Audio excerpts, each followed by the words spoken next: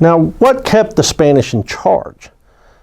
They really only held a tenuous hold in this southern Great Plains drama.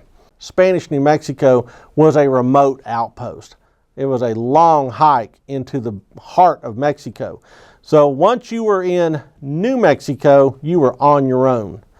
And the only thing that really kept the Spanish safe was that they knew things that the Indians did not. Plus, they had a technological edge. The technological edge was steel and superior weaponry.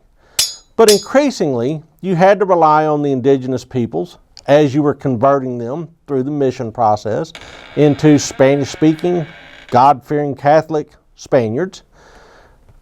You had to rely on them to provide your labor.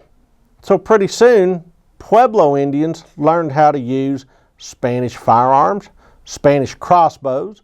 They learned the efficacy of Spanish steel, and they also learned how to cultivate Spanish horses.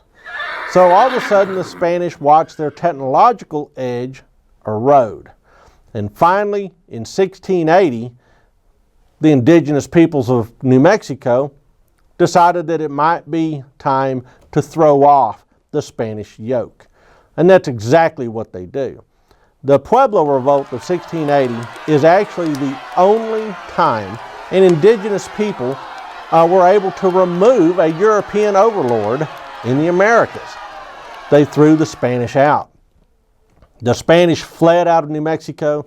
They took a bunch of the Christianized population with them, talking about the Christian Pueblos, and they relocated near present-day El Paso.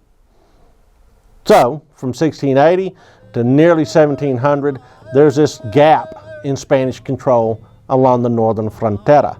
And it's very upsetting to Spanish plans, but somehow they sensed that the Indians could not have pulled it off on their own. The French must be behind this somehow. The English may be behind it in a more nefarious way, but certainly Indians were not able to pull this off. But in fact, they had. And the Spanish had to reconquer New Mexico before they could pick up where they left off.